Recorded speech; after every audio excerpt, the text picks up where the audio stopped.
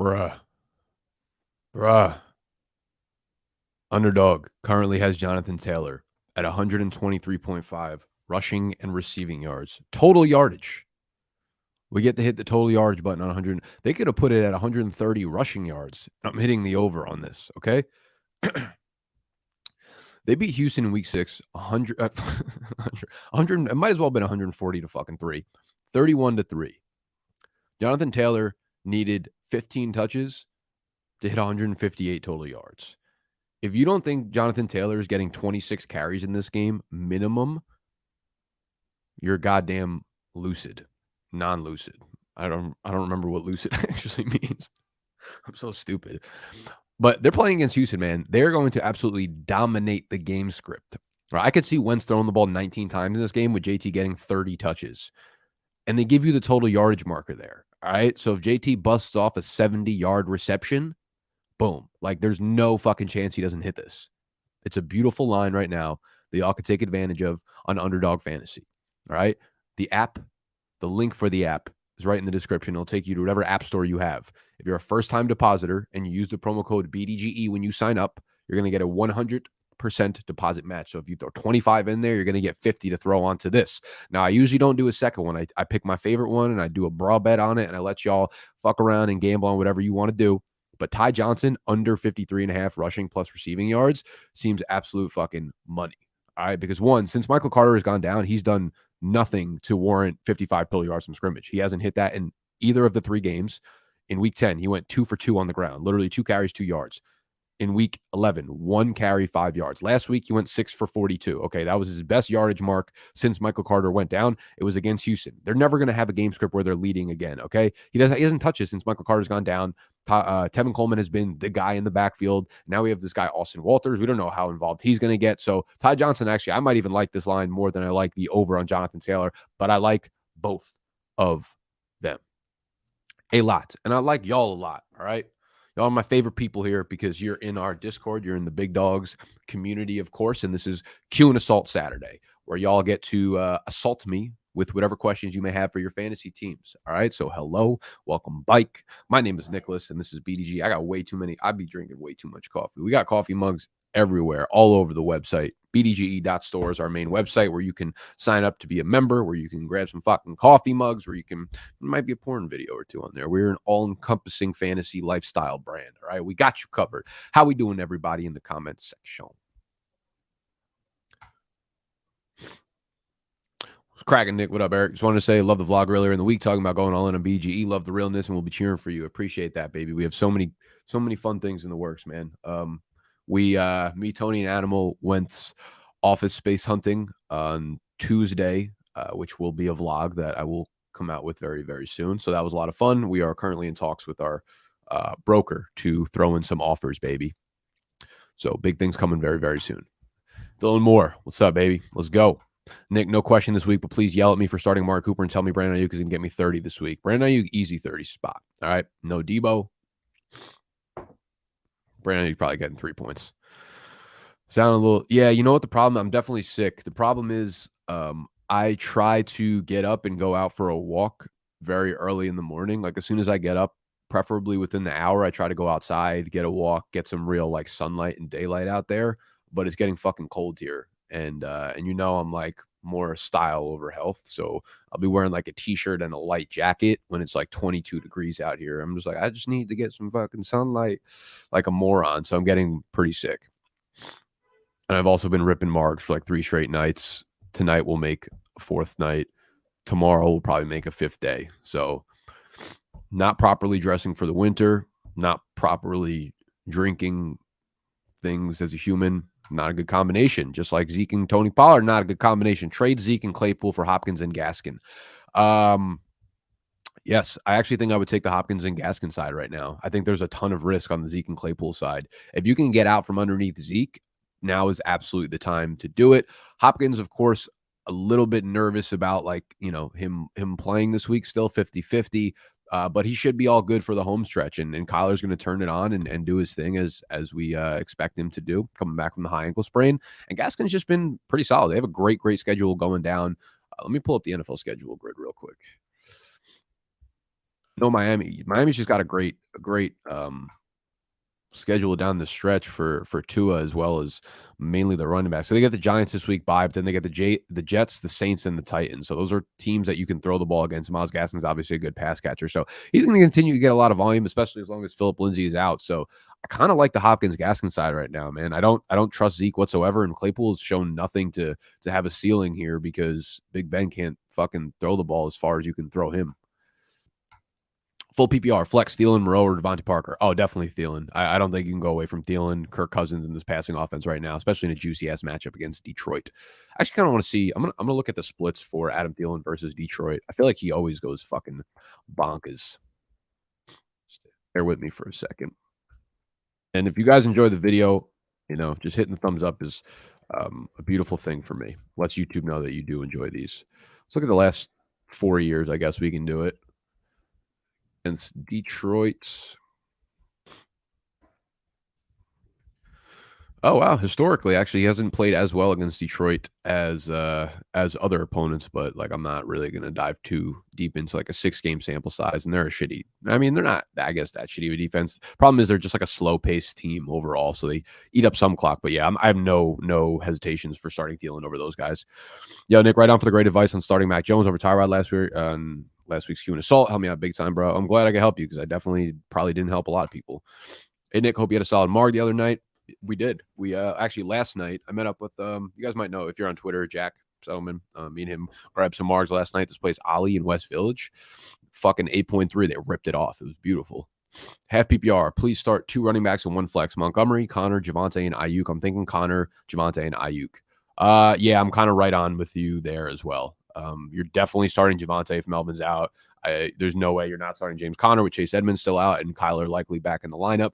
It's super close between Montgomery and Ayuk. I mean, the problem is Montgomery hasn't really showed us anything in terms of like a ceiling, and I feel like Ayuk's been so solid recently. And now with Debo out, it's so hard not to let him rip. So I'm on the same thought process as you, Koenig, but Javonte and Connor are absolute must starts there for sure. Christian, what's up? Claypool, Myers, D. Harris, full PPR. All right, so full PPR, we're gonna wipe Harris out of the. I'm probably actually gonna go with Claypool there, man. I don't think there's that much of a difference between Claypool and Myers, in terms of like where they're probably gonna finish the week. But I don't love the matchup. I know Tre'Davious White is out, but just still traveling to Buffalo is not an easy task for any passing offense. So I'm probably gonna go with Claypool here. I think Baltimore's pass defense is not a good one. So this might be a game where Claypool, gets a little something going. Standard league, flex spot, Pat Freiermuth versus Baltimore, Jerry Jeudy versus KC. Your flex rankings have Pat Freiermuth higher than Jerry Jeudy. What are your thoughts? I've been rolling with Pat without Ebron. Yeah, I'd actually, my rankings basically echo the way I'm thinking. Luckily, sometimes that doesn't actually fucking happen. I would go Pat there. Touchdown upside is there. Jerry Jeudy versus KC. KC's defense actually been locked down a little bit the last couple of weeks. They've been improving as a team, as good teams with good coaches tend to do over the second half of the year. Judy's just shown us nothing, man. Like every once in a while he'll break out that like 6 for 60 game. But Freiermuth seems like way more of a dice roll to actually score the touchdown. I would go with Pat over Jeudy, man. I have very little faith in Jeudy, especially in a standard type league. Half PPR, Hollywood or Henderson, Sony at flex. Appreciate you and your work as always. Thank you, Jake. Appreciate you. You look fucking snazzy as hell in your pick, man. I need to take like some headshots or something. The only headshots I take are fucking tequila. This is not a picture that I have in my repertoire. I'm never in like a suit, and no one's ever taking like a good portrait picture. It looks like the lighting is on point for you, man. Jake, where'd you take that picture, man? Like, who took that for you? You look good as hell. What the fuck are we talking about? Oh, Hollywood or Darrell Henderson. I want to say, let me check on my rankings and see where I have these guys right now. Hollywood Brown. Oh, wow. What a question. All right. So Darrell Henderson, obviously dealing with the quad injury. He has been listed as questionable, missed practice Wednesday and Thursday. If he sidelined, Sony Michel would become the star for me over Hollywood Brown. In my flex rankings, I actually have Darrell Henderson at 31 overall. I have Marquise Brown at 32 overall. So they're literally right next to each other. It's kind of like risk versus upside, in my opinion. Henderson is risky because he might end up being active and then they might just split the snaps, 50-50.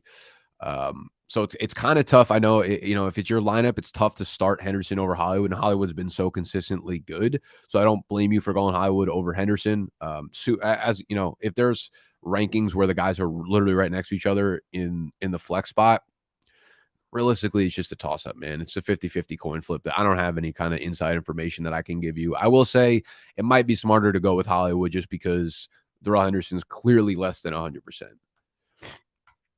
But the upside is always there where Darrell might get 18 touches and break one long one. That's kind of how his game is. Antonio Brown's suspended till week 16. My championship game is week 16. Would you hold on to him then in a deep 14 team or 12 team league, or drop him to have bench flexibility? This is a tough question. I'm holding on to him currently in a 12 team league, and there's a good chance that I end up dropping him. My championship is in week 17 for that league. I'm bordering on a playoff spot right now in that league. So I need the bench spots. Like, I need to be able to, because that league I have Antonio Brown, Kamara, like Julio Jones. I had Russell Wilson with the finger thing. I've been holding on to Taysom Hill, and now Hill's like kind of hurt again. So I had it's only 6 bench spots, and I had like 4 or 5 guys consistently being out. So the bench spots became like really, really important for me. So in my position, I have a strong feeling I'm going to end up dropping him. So I have no problem dropping him, especially if you're not going to be able to use him until like with only 1 week left. So if you need the bench spot, yeah, I'm okay with it for sure. Superflex PPR, trying to fill that last flex spot. D-Hop, Saquon, or Henderson if he plays. Thoughts on Michelle if Henderson is out? Can we trust Saquon ever again? Yeah, so Saquon's like still kind of high for me in the rankings right now. I believe I have Saquon at like 27 overall, Hopkins at 29 overall, Henderson at 31 overall. I still think Hopkins might be like a 50-50 chance to play, and he might even, if they do push him, there's a chance that he is limited or semi decoy-ish, and that could be the case with Darrell Henderson. So I'm personally going to go with Saquon there. I know he hasn't looked good, he hasn't performed well, but they're still hurting at the skill position player, so it feels like this could be a big dump off game from Mike Lennon to him. And Miami's been a good defense, but I feel like he's really the only healthy one there, and he's the only one that I feel like secure about in terms of the workload. So I'm probably going to go with Saquon there, man. Who would have thought that would be like a shitty question, right? Saquon, DeAndre Hopkins, Darrell Henderson in the beginning of the year. Tough fucking scene. What up, Nick? What up, Mike? Half PPR. Would you start Marvin Jones or any of these players on the waivers? Galladay, Gage, Crowder, Green, Boyd, T. Patrick. Man, I wouldn't start Crowder, Green, Boyd, Tim Patrick. Galladay with Mike Lennon is really ugly, and then Russell Gage is like a little bit intriguing there. He's the only one I would probably think about. My flex rankings have Marvin Jones literally at number 80 and Russell Gage at 81. Y'all are hitting me with the hard-hitting questions today. So technically, yeah, I have Marvin Jones 1 spot ahead of Russell Gage in both the positional and overall flex rankings.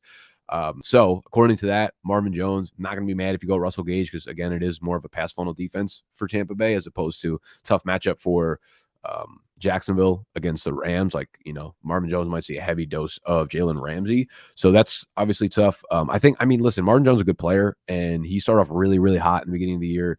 Like, he's definitely due for a game, and I know it's a weird matchup, but I wouldn't be surprised if this is the game that he, goes 5 for 70 and a touchdown in. So I think he's got a little more upside than Russell Gage. But Russell Gage has been, kind of hot, kind of consistent. So I'm not going to be mad if you go with Gage over Jones, but those are the only 2 I'd even be considering there. Wentz or Burrow, 4-point per passing touchdown league. So Wentz obviously has the matchup, and Burrow I have ranked at 14. So I have Wentz at 11, Burrow at 14. So for me, it's pretty comfortably Carson Wentz there. I think we'll have a high efficiency game against Houston. Burrow, it's tough.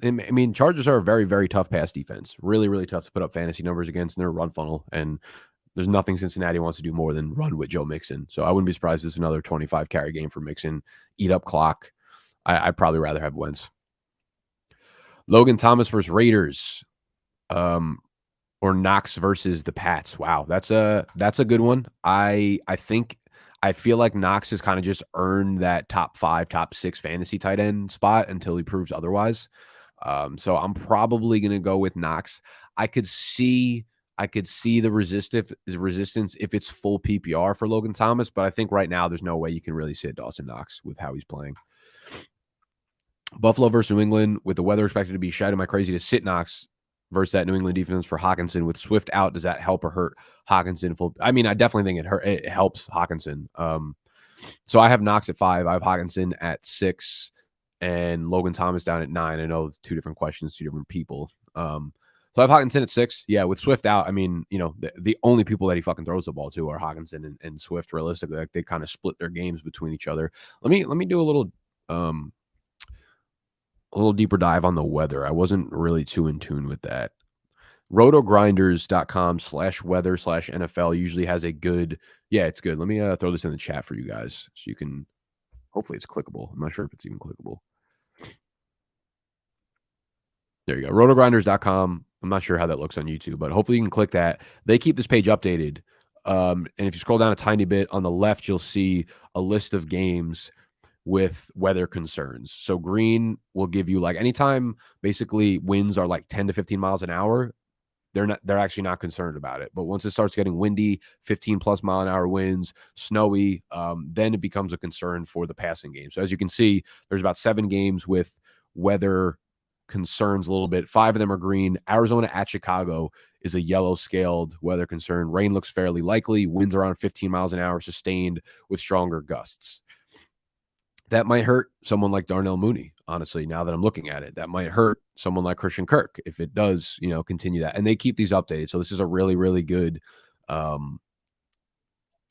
resource to use for weather.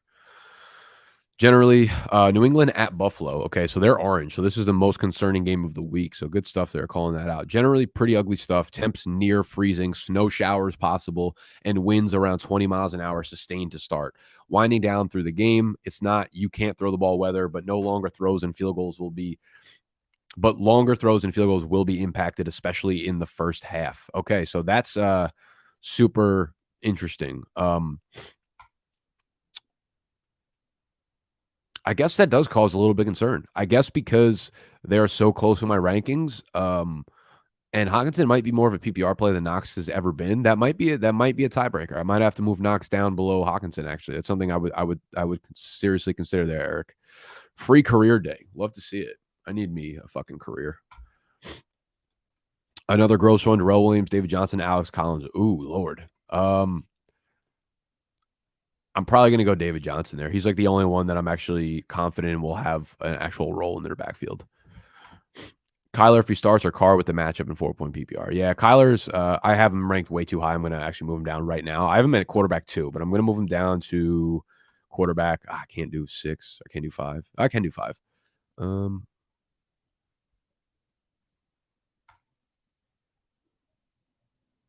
I'll move Kyler down to quarterback 5, and I have Carr at 12. So he's still like a streaming top 12 option.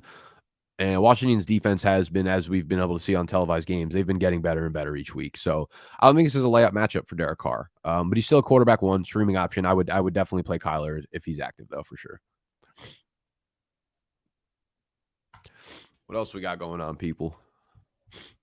What's good? What is fucking good?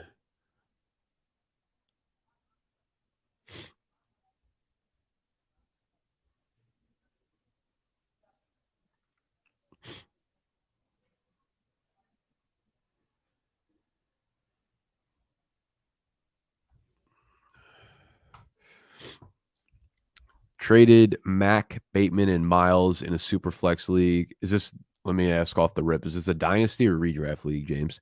Traded Mac, so Mac Jones, Rashad Bateman, and Miles Sanders in a Superflex league for Mitchell. Did I make a mistake? I still have Mahomes and Cousins as my quarterback. It's a lot of ammo to give up. I would say that since we are, I believe we're past the buys for all the quarterbacks, right? So you had KC already had their bye. They just had their bye in week 12, and then Minnesota. Minnesota's bye. Oh no, I lied. Minnesota's bye already happened in week 7. So you're good at the quarterback position pretty much. I'm not too concerned with giving up Mac. Bateman also is probably not a guy that's really entering your lineup too much, anyways. And then Miles Sanders Yeah, listen, I mean, those guys are riding your bench anyways, outside of probably Miles Sanders. So no, I don't think it was a mistake. I think Mitchell like legit has, some really, really solid league winning upside going down the stretch. I mean, the schedule for the fucking Niners is absurd, right? It's Seattle, one of the worst defenses in the NFL, Cincinnati, Atlanta, Tennessee, Houston. So like Mitchell can do big fucking things down the stretch. I don't think it was an L. No, I definitely don't. I mean, it could be that sounds like a trade that like both sides ended up kind of coming away with a dub, If that guy needed quarterback 2 in Superflex, that guy needed some depth or whatever, you gave him a bunch of pieces and he gave you the best player in the trade for sure. Can Jimmy G be a savior for my second quarterback rest of seasons for Superflex? Have Kyler, but have to rotate between Jimmy G, Tannehill, Fields, and Cam. That's tough.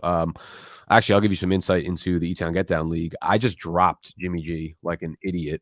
Well, not like an idiot. I have a meme already fucking set up because I dropped Chase Claypool a couple weeks ago. I dropped Jimmy G this previous weekend. Animal picked up both of them. And I'm playing against Animal this week, and I believe he's got Claypool in his lineup. I'm hoping he puts Jimmy G in it, and then I'm hoping both of them have dud games, and I'm gonna hit him with a fucking a Trojan horse meme, like I fucking gave him those scrubs, put him into his lineup, and it blew up his entire village. So right now, I have Brady as my QB1, and then behind him, I had Cam Newton, who obviously was terrible last week, but I also picked up Taysom Hill, who I didn't end up starting over Tua, unfortunately. Put up a 23.3 fucking burger. But I'll be rotating between Tua, Taysom Hill, and Cam Newton going forward, which is tough because like it's hard to trust Tua. I like the fact that I have Taysom Hill, but didn't Taysom Hill will play through mallet finger. New Orleans Saints doctors determined that quarterback Taysom Hill suffered a mallet finger injury in the Thursday night loss to Dallas Cowboys, but will not require surgery, considering it's not as extensive as the one Seahawks quarterback Russell Wilson suffered earlier this year, according to a source. So Hill will try to play through the finger injury to his throwing hand as he went 19 for 41. Jesus fucking Christ. All right, well, I have Taysom, so I feel kind of good about it. But like I said, San Francisco has a great schedule down the stretch. So I think you can feel comfortable with him. I think not having Debo hurts a little bit, obviously, because that's a big yak guy who can do damage for Jimmy G after the catch. I think between Cam, Fields, and Jimmy G, you're going to be all right. Music Mike, unrelated to fantasy, but in the past said you worked in the online marketing industry, which is what I'm currently interested in going into. What was your experience in the field, good or bad? I fucking love marketing. I still love marketing. I like marketing more than I like fantasy football, straight up, for sure. I think my advice, unless you are, I don't know, unless you hate marketing, whatever, for whatever reason, a lot of kids are undecided about what to do, like in college, especially, and early 20s, mid 20s or whatever. Like you don't really know what field to go down to. I think marketing is amazing because it's a specific part of business. I think marketing is business in today's world. Like that's what building a business today is, being good at marketing. But marketing provides you with a lot of different paths you can go down. Like you can start off in marketing, become like a media buyer, right? Someone who helps companies decide what kind of marketing they want to buy, right? Like you can be a consultant for marketing. You could also be in the creative side for marketing, where you're actually making the advertisements that companies use. You can be in content marketing, which is basically what our entire company is built around, content marketing.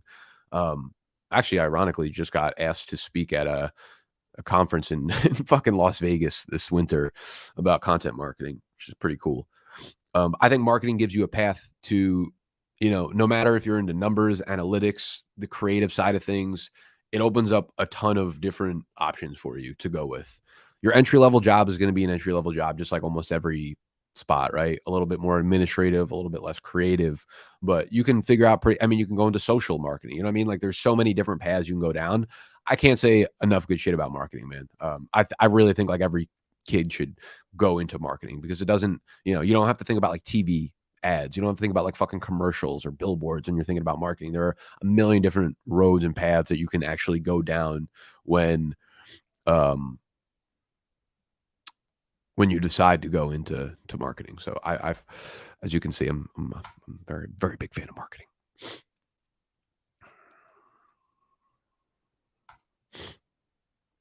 All right. I hope that helped. I hope The Q&Assault was helpful overall. Again, if you enjoyed the video, make sure you hit the thumbs up. Subscribe to the channel if you're just stumbling upon our shits for the first time. We do a lot of fantasy stuff, but as you've seen, we do some marketing, branding, business talk on this bench as well. I love y'all for hanging out with me. As always, Q&Assaults every Saturday. Make sure that you